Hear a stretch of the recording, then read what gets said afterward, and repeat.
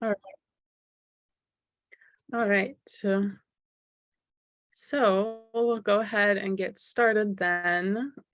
So I just want to say welcome to our first Amplifying BIPOC Voices event of the semester. So thank you everyone who is joining us tonight. So for anyone who doesn't know me, my name is Nina and I'm an intern at the Office of Sustainability, and I'll just be facilitating our discussion tonight. So this series is hosted by the Social Sustainability Coalition, which is an intern team within the UW-Madison Office of Sustainability. So we just want to thank everyone for joining us tonight for our conversation on equitable community development, and we're really excited to have this conversation. And just want to say before we jump in, we at the Office of Sustainability want to acknowledge the lack of racial diversity in our office. This reflects a larger trend across campus and in mainstream environmentalism, where the invaluable voices of Black and Indigenous people of color are often excluded. We've created this series in an effort to recenter the voices of those who have long led the fight to protect our communities and our environment. We would also like to acknowledge that our campus currently occupies ancestral Ho-Chunk land. The Ho-Chunk have lived in a place their nation has called Dejope since time immemorial. The Ho-Chunk were forced to relocate multiple times between 1834 and 1874, but they always found their way back to Dejope. The history of colonization informs our shared future of collaboration and innovation. We also want to emphasize that our shared future was never intended to be a land acknowledgement. And in fact, our university has not come out with one yet. The purpose of the Social Sustainability Coalition is to expand the definition of sustainability into the social realm, as it is often overlooked in the sustainability conversation.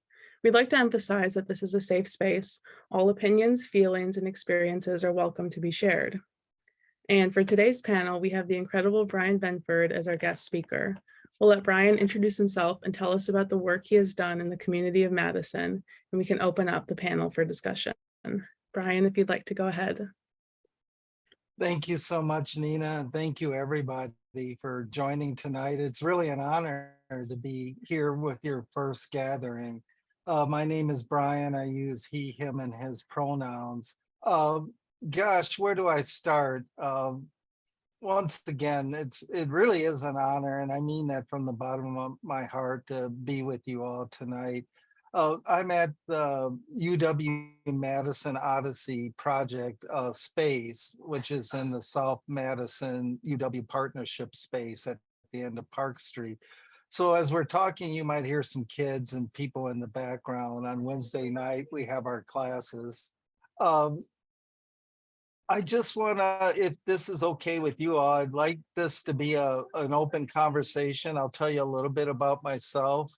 But as I go on, you'll understand that I tend to wear my heart on my sleeve, and my opinions tonight are just my own, but I'm often happy to share them. So once again, thank you. I should talk about intersectionality, all the amazing things that make us. And when I look at my own personal intersectionality, I think the thing that stands out most for me is I'm a really proud father of 5 beautiful kids, including 4 adults, 2 that graduated from the UW-Madison. So my kids, they range in age from 35 to 10. And that's a whole nother story in itself, but I take the greatest pride in having these 5 amazing kids. For the last 35 years, I've worked in community-based organizations right on the front line, serving those that are historically marginalized in the city of Madison. I've worked as an educator, an activist, a social worker, an elected official, and past president of the Equal Opportunities Commission of Madison. For the last 35 years, I've dedicated my service to helping others to reach their full potentials, quite honestly, with the hopes that someday I might reach my own. So the work that I do is really grounded from a very young age. I started social justice work back in Milwaukee in the 1960s, where I attended St. Boniface Church, which was led by Father James Groppe, a prominent civil rights leader in the city of Milwaukee. So the time I was 5, I began marching for better housing, better educational opportunity, sustainable living wage jobs, culturally competent physical and mental health care, the right for everyone to reach their full potential, as I said earlier. Sadly, when I look back on my life, I'm still fighting for all of those causes after all of these years. When I talk about my role as an alderperson for the city of Madison, I served as an alderperson in the past from 2003 until 2007. And then I went back and joined the council, ran for office, and was elected just in April of 2020. So the reason why I ran for office again was quite simply my work that I do with the UW Odyssey project. I'll jump around a little bit, but I want to frame this, what led me to get involved with politics and some social justice issues here locally. At the UW Odyssey project, we're going into our 20th year, so we're a free course in the humanities that jumpstarts people's education and help remove barriers and challenges that keep non-traditional marginalized students from reaching their full potential through education.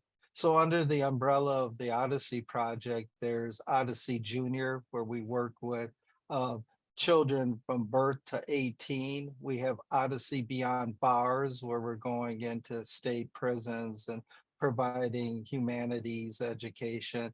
We have Onward Odyssey, where we have over 500 alumni and many that are seeking their degrees that we support. And soon we'll be creating Odyssey Beyond Wars, a special program for veterans that are coming home.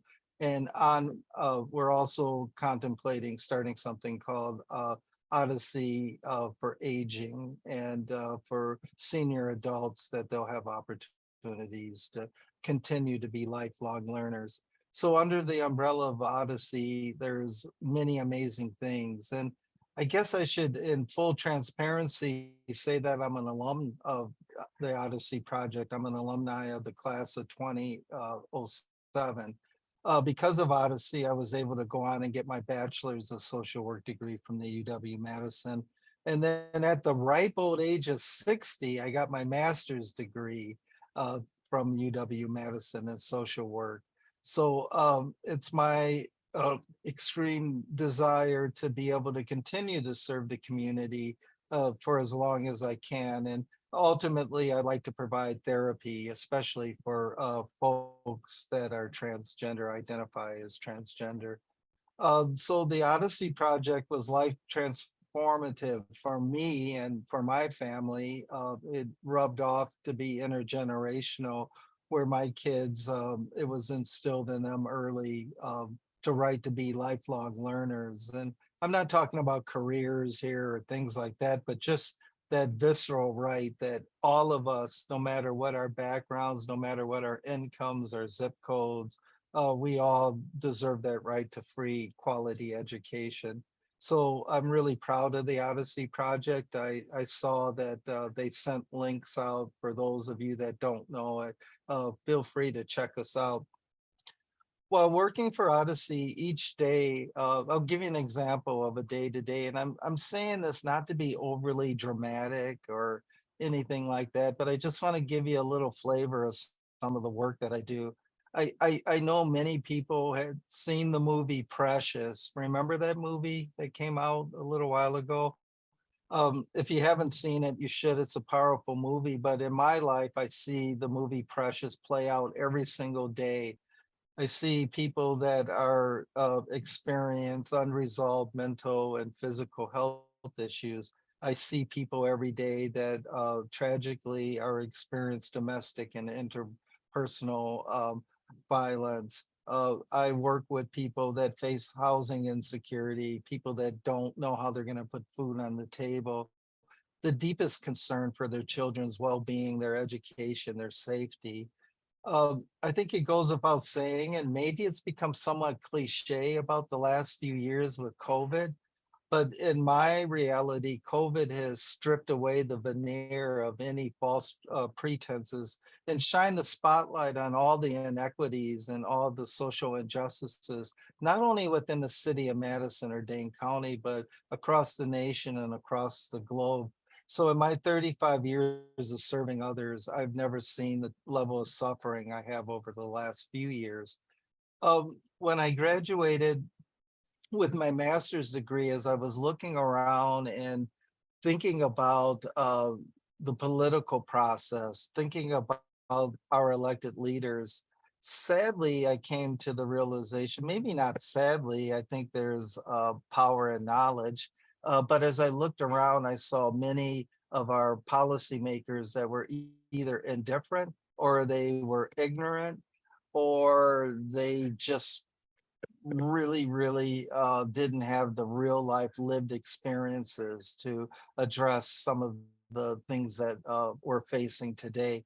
And I should also add that after the murder of Mr. Floyd in the summer of 2020, I've seen more people, regardless of their backgrounds, self-reflecting, diving deeper than I have ever seen before. And I think I can say, at least personally, that self-reflection is one of the hardest things that we ever have to do as people, as a society, as a city. And in that self-reflection, I noticed the horrendous disparities within our community. I'm sure many of you read, maybe with great interest, a few weeks ago, or maybe it's now a month, that we were named, the city of Madison was named the most livable city in the United States. We win national accolades. It seems like every other week I'm reading about something. Now, for those with privilege, for those that can craft out a life that they desire, Madison is an amazing place. I certainly understand that. But for the thousands of people that I serve, and especially over the last 35 years, it is the most dismal place for, especially for an African American, to live in the United States. Now that might sound shocking, and I'm not just making it up, that we have the research that backs that within the city of Madison, within Dane County, we lock up more BIPOC people, more Black people per population than anywhere else in the United States. When I think about the racial disparities within our community, that the income gap between Black wage owners and white age owners is $5 to every $1, meaning for every $5 that a white wage earner brings in, a Black person in Madison brings in $1. When I mentioned criminal disparity rates, that I'm here talking to you tonight, and I'm cognizant, and I didn't run the statistics, but I'm quite sure the odds are that I would have been struck by lightning twice before I became a alderperson for the city of Madison. When I was elected in 2003, I was only the 5th Black alderperson that had been elected in our history. And mind you, the city was incorporated in 1856. I'm proud to say that this time around, serving, we have 7 Black alders. This is the most diverse city council in the history of the city of Madison. But as I also look around, that hasn't translated to profound social change over the last year and a half that I've been on the council. There's so much work that needs to be done. When I talk about racial disparities, it runs across every facet of life for Black people living in the city of Madison. Every facet of life, whether it's home ownership. Recently, the Jewish and African American Friendship Group, after a year of compiling data, had a press conference last week to show that within upper management and administrative jobs within the city of Madison and Dane County, less of those jobs, less than 2% of those jobs are filled by Black folks. When we look at our school district, which has over 18% of African-American students, we have less than 2% of teaching staff. And most of Blacks employed in Madison and Dane County are relegated to menial jobs or non-professional jobs across the spectrum. As we look at within Dane County, the city of Madison does a little bit better than most places. And we can certainly point that our school district has a Black superintendent, just as our police department has a Black police chief. But once again, that hasn't translated to sustainable changes for folks that are facing injustices. So, I mentioned these racial disparities, and I should tell you that they have been here since the founding of the city.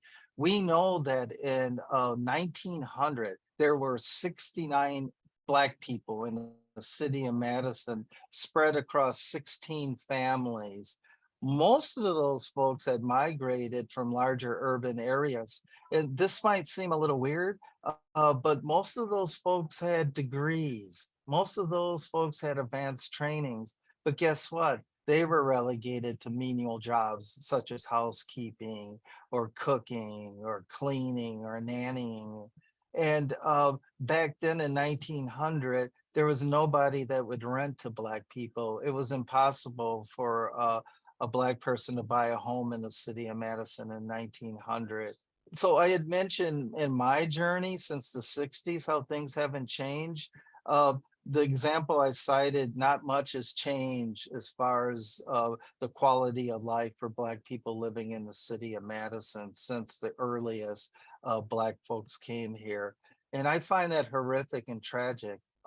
So I wanted to tell you that because of looking around and seeing those disparities, I literally felt like, not that I was going insane. I don't want to put light on mental health issues, but I just felt completely unbalanced. I felt like I carried this constant state of anger all the time because there was that weird dichotomy, that tale of two cities that I live in.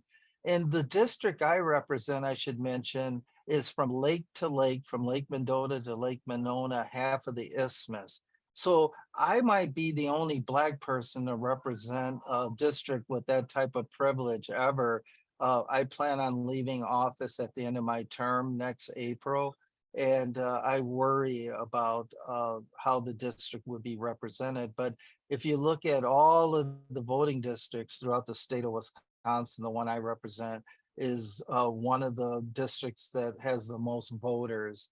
I don't get bogged down in labels like many people, progressives and things like that, because to me, I've discovered in the city of Madison, that's all an illusion.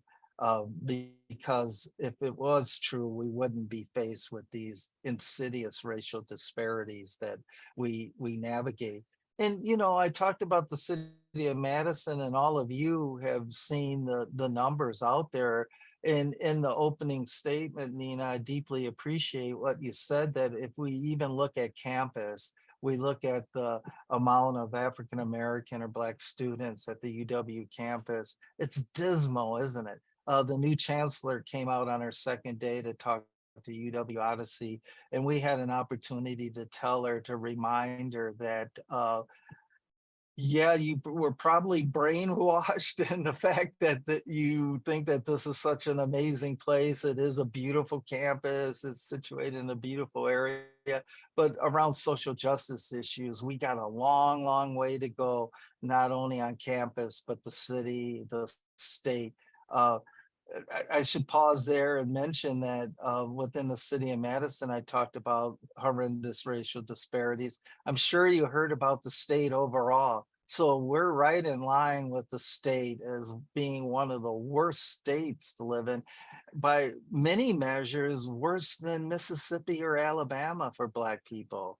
So I'll talk a little bit about something that I'm working on to try to address these issues. But I wanted to say that looking around, that's what inspired me to run for office, to try to eliminate some of that burning anger that I would sit around and, like probably many of us, I would talk to our friends about what I see, what I witness, and how disturbing I found it. And it just over and over, I just couldn't let it go. And in joking, one friend back in 2003 said, well, dude, you seem pretty upset about it. Maybe you should do something. Maybe you should run for office. So, while I always had done social activism, I didn't know a whole lot about running for office. So I remember looking my friend in the eye, like, all right, dude, I'm going to run for office, and not having a clue what that entailed, and calling up my friends that were artists and musicians and educators, and running a true grassroots campaign of running against opposition that had a lot of money that was supported by the powers that be. And we went door to door in a grassroots effort, taking democracy to people's front doors. And not to sound once again corny or cheesy, but it really paid off. And we beat the big money, and I won, and I was reelected. And we did the same thing this time around. So I felt so compelled to run, and it was very inspirational in the sense there's this old saying, you can't fight City Hall.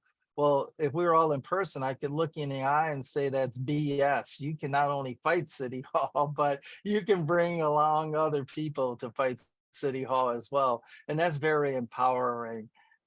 So, I had mentioned my background in the work that I do, and it was really informed by my role as a social worker. It was informed by 35 years of working with those that are most marginalized in our community.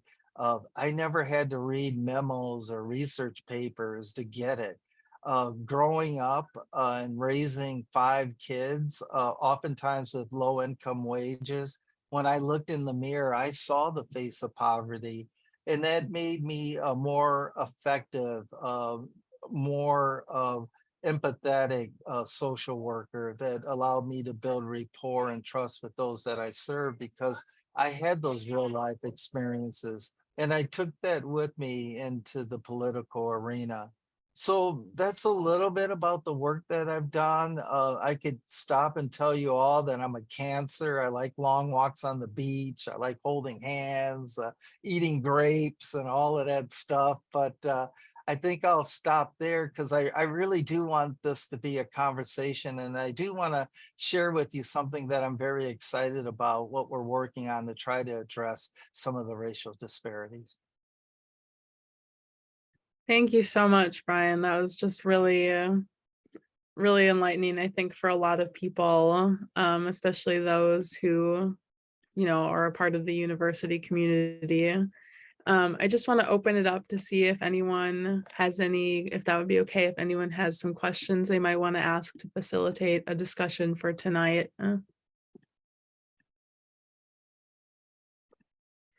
Don't be shy. Just jump in. Every question's good.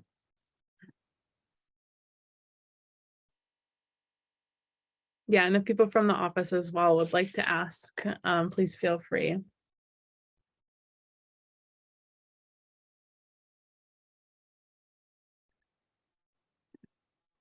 I guess I'll go. I was more curious about your work as a social worker. Both my parents are social workers, and you talked a little bit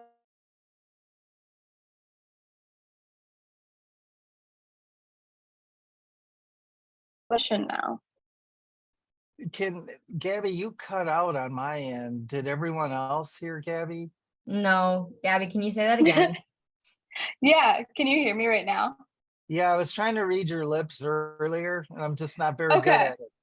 Okay, I can type this in the chat too if that's easier. My Wi-Fi has been pretty poor. Oh, go for it. It sounds like it's working great now. Okay, so I was just curious, you talked a little bit about how your experience as a social worker has impacted you in your work, and I was wondering if you'd talk more in depth about that. I know my parents are both social workers, and that has really impacted their just view on life and everything, and I was just curious how you've taken that experience into your work as an older person. Oh, absolutely. Hold on one second. Can you turn that off? Do you know where that's coming from? Can you all hear that? One of my colleagues' phone. If you can't hear it, I'll just ignore it and talk around it. So that's really a great question. And that leads me, I'm gonna just jump in. I thought I was holding you all with some type of suspense about what I was gonna do to end racial disparities in the city of Madison. Uh, that's a great segue. So as a social worker, I subscribe, and your parents will tell you this too, we subscribe to ethical principles, ethical standards. And one of our principles, I don't want to read it verbatim, but I'll paraphrase, but it's essentially advocate for those that are most marginalized, be the voice for those that don't have a voice. We have a moral obligation to do that when we become social workers. So for me, as I looked at the issues with racial disparities in the city of Madison, I wanted to put on my social worker hat and take off my alder hat because I'm just, if you don't mind, I'm just going to be really blunt and just say that politicians in the city of Madison, most politicians, the vast majority of them, and we could even take that to every level of government, they really, really don't care. They've let these disparities fester and grow for all of these years. So I didn't have much faith in the political system to do anything. I still don't. While I know I serve with some good colleagues who might care about some things, as far as racial and social justice, I'm just not seeing it. So once again, putting on my social worker hat, I started looking around, and has anyone heard of a truth and reconciliation process? Has anyone remembered what or read about what happened in South Africa, or more recently in Canada around indigenous issues? Or when I was growing up in the 1970s in Latin America, there were truth and justice commissions. And what truth and justice process does is demands that we pause. We pause and we look with honest reflection at past injustices. We take the time to educate ourselves and others about these past injustices. We create opportunities that can be cathartic for healing. And then in the end, through dialogue and respect, we look at creating policy initiatives that are rooted in the truth. Right from the very beginning, when I was elected this time around, I wanted to really try to plant the seed for the City of Madison's Equal Opportunities Commission to explore a truth and reconciliation process. And essentially what it looks like, I'll give you some examples. In the cities of Philadelphia, Boston, and San Francisco, local DAs had teamed together to look at racial disparities within their local criminal justice systems. So there's a movement underfoot throughout the country to push district attorneys to explore creating these processes. In October of 2020, the City of Minneapolis Common Council began a truth and reconciliation process. Their process was specifically targeted at addressing past social injustices and wrongs against indigenous people, and also people that had ancestors that were enslaved. Here in the city of Madison, as we looked at duplicating that, we were contacted by the Ho Chunk, and while they supported our efforts, they wanted to separate the need for us to do that for indigenous people. So instead, we really locked in on African Americans in the city of Madison. And I had shared earlier some of those racial disparities right from the beginning that exist until now. So as a social worker, I felt compelled to try to help educate people, to bring people from different backgrounds together, and to bring people from different backgrounds together in unity and respect. And this sounds really out there, I know it, but especially coming from a politician, but I wanted people to come together in love to try to forge a new safe and socially just and equitable Madison. So there's been a great deal of support from many people within the community about this process, but there's been a whole lot of resistance from the powers that be, from some political leaders, because they do not want to shine a spotlight. They don't want to change the narrative that Madison is the most livable city. So we run into a great deal of resistance. And then you might have heard the old saying, you don't bite the hand that feeds you. So as I'm navigating this process and reaching out to some members in the African American community that serve in leadership roles, there's some resistance as well. Maybe they're executive directors of certain agencies that receive federal funding, and they're not willing to take these bold steps to make people uncomfortable. But one of the things that we learn, and I'm sorry if this is redundant or something you've already thought about a lot, but you know, there's that old saying, do we pay for the sins of our fathers? And every time I talk about the truth and reconciliation process, what I encourage people to do is not be paralyzed by guilt. Uh, I recently had a DNA test, and it rocked my world that through the DNA test, the narrative of who I was racially and ethically was completely changed and challenged. So through the DNA test, I discovered that out of all the racial groups around the world, I'm mostly Scottish. Imagine that. So maybe I'll change my name to O'Brien one of these days and start like rocking a kilt around campus. I don't know. Maybe I'll eat haggis. But I guess what that taught me is that as a Black man in the past, it was often just wrought with microaggressions whenever I found myself in the role of trying to educate white people or trying to share my experiences as a BIPOC person with white people. I was troubled by that for many, many years. It really was triggering. It was microaggressions. There's times where I felt like screaming, why are you asking me? BIPOC people didn't create systemic racism. BIPOC people didn't create oppression in the world that we live in. So it's not up to us to fix it. It's up to white folks. But as I started thinking about it, once again, coming back to that notion that I believe that no matter what our backgrounds are, if we intentionally take the time to come together and share commonalities, the things that we all hold dear, whether that's the right to love whoever we want to love, whether that's the right to education, whether that's the right to decent housing, decent sustainable jobs, the list goes on. Those commonalities we all share regardless of our background, rather than the external things like skin color that separates us all. So I'm really excited about the truth and reconciliation process, the potential for that. We're in the process of creating a working group. We might be reaching out to your group and other campus groups to ensure that we have as many voices as possible as part of the working group. So the charge of the working group would be to present whether it's panels such as tonight or presentations to heighten the level of awareness about social injustices and inequities, or it could just be a panel of folks that are just sharing their experiences.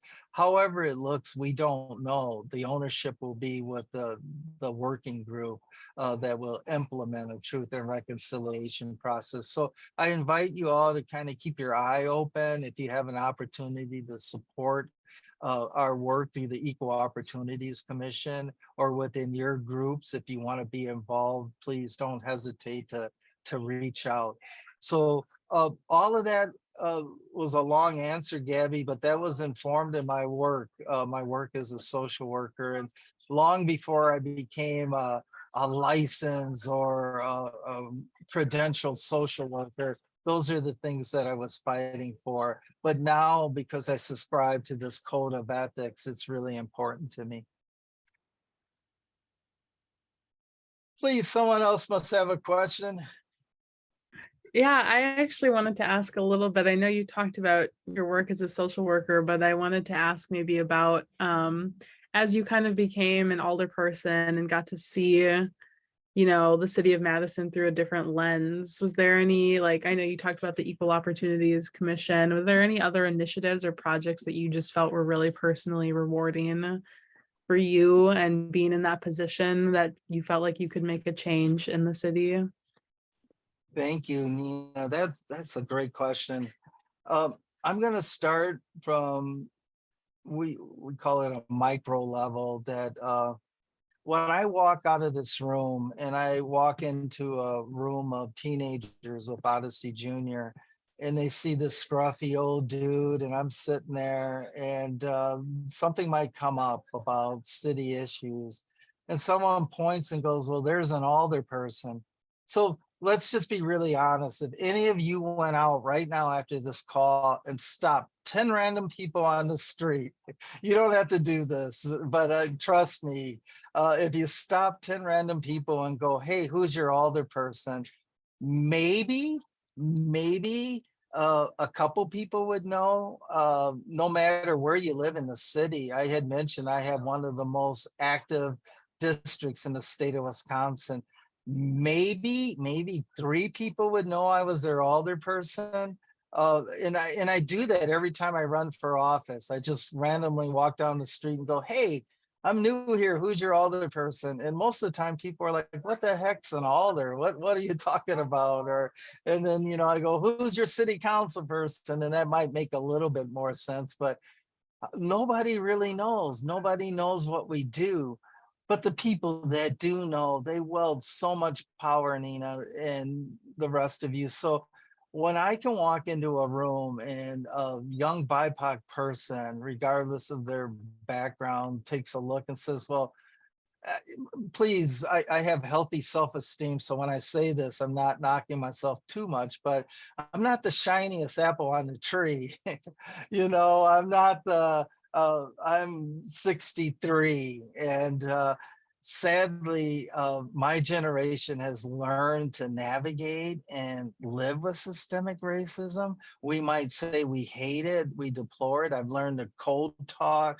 I've learned all of these things to navigate it, but younger folks, the generations after my generation, you should never have to learn to navigate it. You should tear it down and rebuild it. So when I'm in a room with younger people and I explain to them what I do, that I'm one of 20 people that decide on any fancy new development, that huge hole in State Street is because of us 20 people. Any new initiative, any new policy, it comes through 20 alders in the mayor's office. So then people can start kind of looking and saying, well, wow, if he can do it, then maybe I can do it too. So that's been really inspirational. Related to that is taking people and holding their hands and opening up the doors of public policy to all. That is what I geek on. That's like the platform that gives me, you know, when you're teaching like your young nephew or niece something and they're learning, and the hair on the back of your neck, you get those little tingles. That's what I get when I bring new people into public policy. As an Alder person, I work closely with leaders from East High School, which is part of my district. We call it the Leadership Lab, where we're trying to take emerging leaders and team them with seasoned leaders where they can go and promote positive change within their communities. I really love that.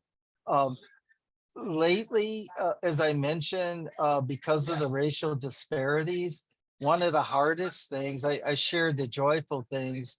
And I should also add that just like when you go to any party and a group of your friends are playing a board game and you're sitting there and folks are having snacks, maybe adult beverages or whatever, and they're hanging out and they're playing the game, you don't want to really sit there and watch, but if you're part of the game, there's something intoxicating about that. There really is. And that's good and bad. One of the negative things I see is that once people get a taste of the power, no matter how well-intentioned they were, the power can be awful corrupting, even at the local level.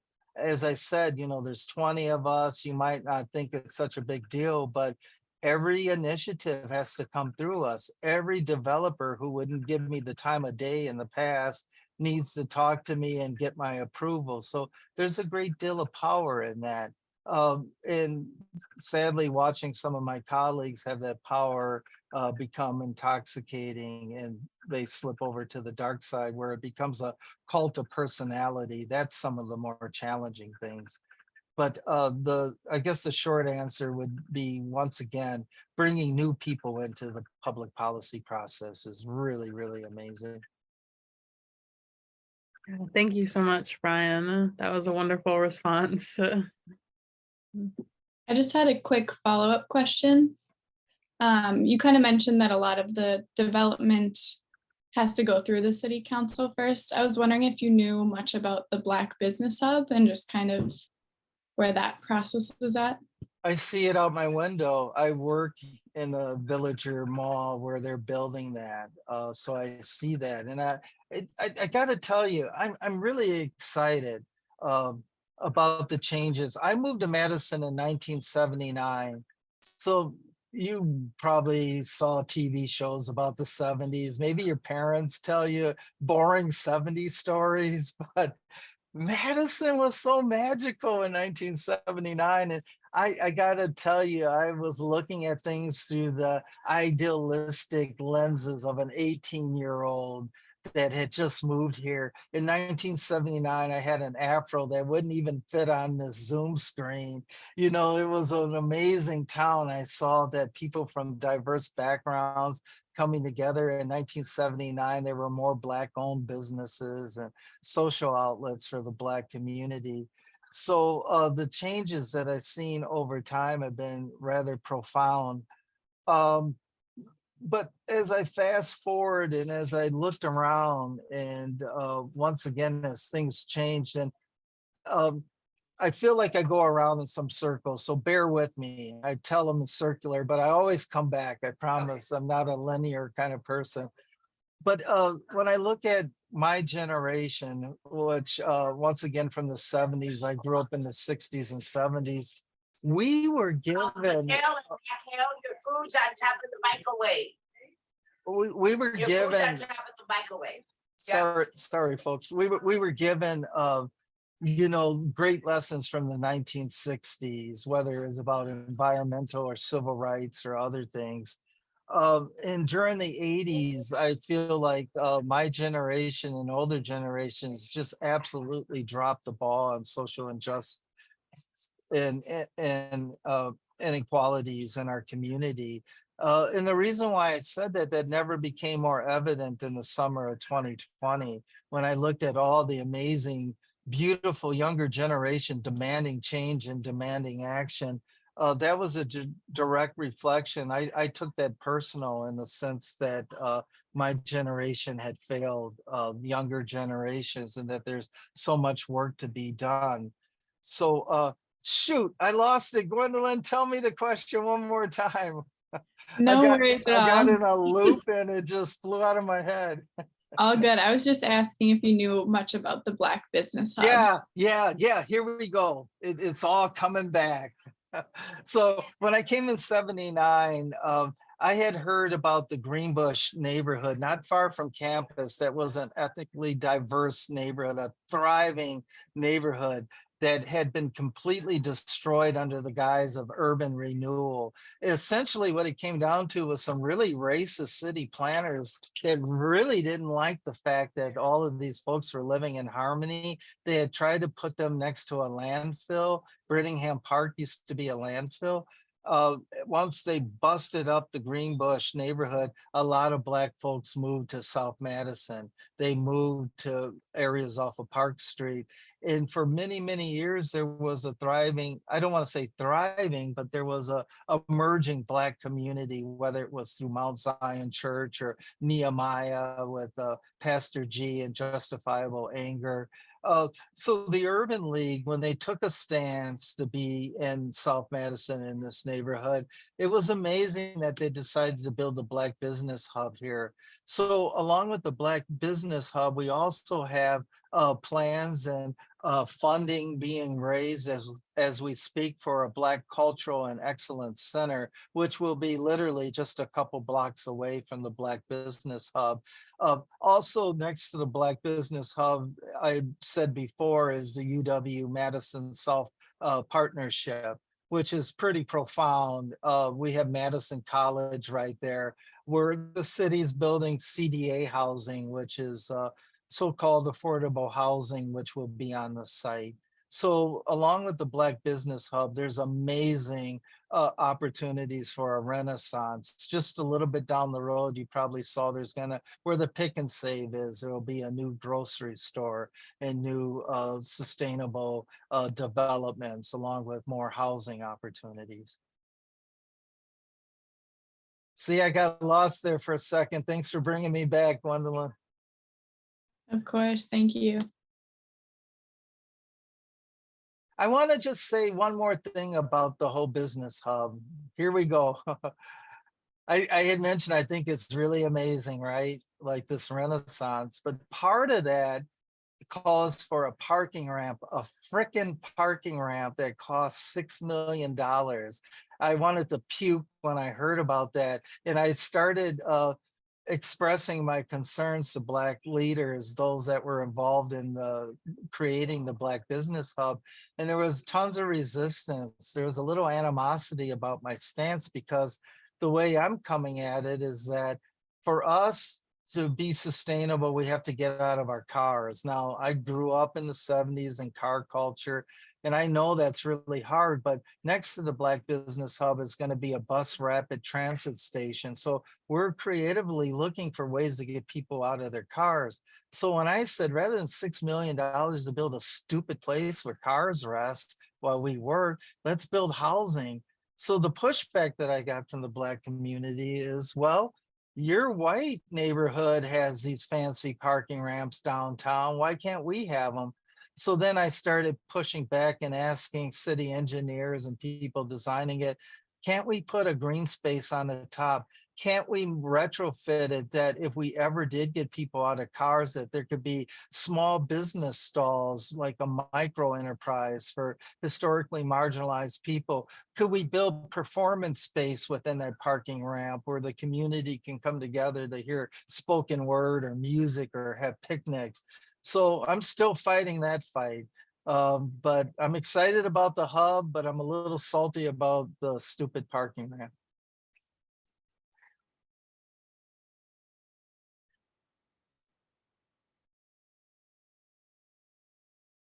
So I want to ask just a follow-up question really quick about that. So when you're kind of going through a process like that, where you're trying to push for that change, like what's kind of like, what are some of the groups that you communicate with in like the city of Madison that you're trying to make that change with? There's so many groups, and quite honestly, Nina, I'm on a journey of self-reflection, as I said earlier, and educating myself that there was a time in my life where I didn't feel that way. There was a time I would want to pull up and in my 1972 Ford LTD and park and walk, 20 steps to where I want to go. I would have thought parking ramps were cool at one point, until I started looking at the environmental impacts of fossil fuels and some of the things so here's the thing. When I ran for office, I have a unique upbringing. I mentioned, I lived in Milwaukee and started social justice work, but during the peak of the riots in Milwaukee, I moved to Fort Atkinson, Wisconsin, where I was the first Black kid in 100 years to graduate. So in Fort Atkinson, I developed the strongest affinity for nature. I love anything outdoors, hiking, camping, fishing. I have the deepest affinity. My first job was working at a dairy farm. I might be the only Black man that can dance polka and rebuild a John Deere tractor in the state of Wisconsin while listening to hip hop all at the same time. So when I think about issues of environmental justice and sustainability, as I'm talking to these Black leaders, as I'm trying to communicate with BIPOC voices, I get it. I oftentimes will get affirmations. Yeah, that's really good, but hey, I can't pay my rent. or dude is beating me up again tonight, or my children got suspended from school, or I'm going to be sleeping in my car tonight. So to talk about issues of sustainability and environmental concerns is oftentimes lost. So what I've been trying to do, we have a Senate race coming up. We have I know this is probably nonpartisan, but we have a candidate that cares deeply about these issues, bringing BIPOC voices around environmental issues. So there's many groups that desire this, but once again, we run against the visceral reality that folks are really struggling in the present, in the moment. So it's up to me and others to show how it's all interrelated. A good example would be this coming up spring, we're scheduled to have insidious weapons of mass destruction landing in the city of Madison. The F-35s are going to be based here. These over $100 million weapons designed to maim and kill people that look like me all around the world are coming to the city of Madison with very little resistance. There's a dedicated group of people. So when I'm trying to educate people and talking to people, the communities and populations that I serve, what would you do if $100 million, one jet over $100 million? Imagine, especially during COVID, how we can ensure universal health care for all, how we could address climate change issues, how we could build new schools, how we could create really sustainable jobs around the new green industry. There's so much we can do, but instead we're trapped in that dichotomy, that weird loop. So I had mentioned the parking ramp with the Black Business Hub and talking about issues of sustainability with BIPOC populations. That's a classic example that as I talk to other BIPOC people about the F-35s coming, not many people understand or know the issue at hand, or know how each jet is robbing us right now in the present, and also robbing future generations to come, the insanity around the military, industrial, political complex. I'm starting to sound like a grumpy old man, right? I'm just like, I gotta like start shaking my fist more. No, not at all. I just wanted to open it up to see if anyone had any, like a last question or something that they wanted to ask before we end our time at 8.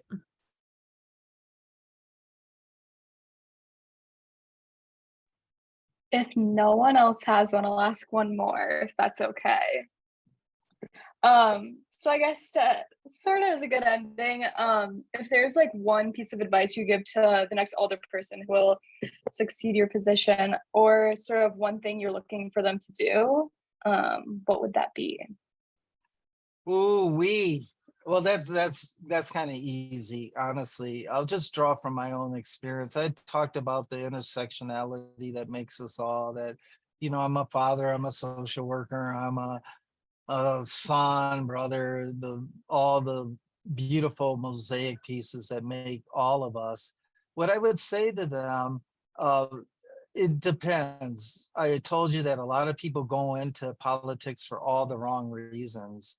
So let's just give the benefit of the doubt and say that this person was fairly righteous. They wanted to do the good deeds. So what I would say to them is that it is not about you. It's not about me, which is very liberating. I could probably be the only politician in the city of Madison that says, yeah, I like to smoke pot, you know. I can just be completely honest and free, and because it's not about me, it's about the message, it's about the mission. It's about instilling hope in others, about helping others to reach their full potentials. And if you realize that it's not about you, then you can stay true to your service. You develop thick skin for one, but you know why you're there. And you know you're there to serve, to truly serve. That's what's missing in politics, is that notion of service. So what I would say to anyone, whether they're replacing me or every day in your day-to-day interactions with your friends and families, is really never forget the awesome potential that each and every one of us has to heighten level awareness about issues that matter to us, to help to educate people, to help to raise the level of awareness, because we're all products of our reality. We know what we know from what we see, hear, do, what someone tells us. So never forget your role, that we're all leaders. Just the fact you took time out of your busy schedules to be on a call in the evening, you're all leaders. So never forget that and stay true to that. And no matter what you do, things will be okay. Thank Thank you. That's awesome. Yeah. And Brian, I just wanted to add that obviously I'm sure that we could have this conversation for much longer than just an hour. But I wanted to ask if you just had any kind of concluding statement that you wanted to leave us with, whether about your time with us or something else that you might have forgotten. Well, thank you, Nina. I just wanted to say over again how honored I am to have this opportunity to be with you all tonight. And what I want to say is that in closing, and please don't take this as corny or cheesy or some pep talk from some random guy, or you could look at me as I'll be your uncle, like your cool uncle, but just recognize that while you're at the UW-Madison in your internship, that oftentimes when you think about what impact are you leaving on campus, what legacy are you leaving, you know, time does go really fast, and maybe you'll come back in your 40s or 50s and you'll be with someone that you care about, and you can talk to them about the legacy that you left. So what I would do is just challenge you all to never forget, once again, your potential. And let's keep pushing the university to be the best that it can be. Let's keep fighting and advocating that the Wisconsin ideal has become a farce to me, other than when I go to work at Odyssey. So that's what I would say in closing. And then I'd love to invite you, if you want to ever learn more about Odyssey or take a peek at what we do, please feel free to come and check us out. But thank you all so much. I just wish you all a great night and everyone stay safe. Yeah, I just want to thank you so much, Brian, for being here tonight with us. It really means a lot to all of us at the Office of Sustainability and to those that attended the event. And I just want to extend a thank you for everyone who attended tonight. We had a really wonderful conversation. It's definitely stuff that will resonate with us for the rest of our life and the rest of our time at UW. So again, just a big thank you, Brian. We really enjoyed it. And yeah, I think definitely for those who are attending, look out for our future events where we'll have more wonderful speakers coming to talk about sustainability, both in the community of Madison and abroad. So thank you everyone so much for attending tonight. Good Thank night. you. Take care. Thank you. Thank you. Good night.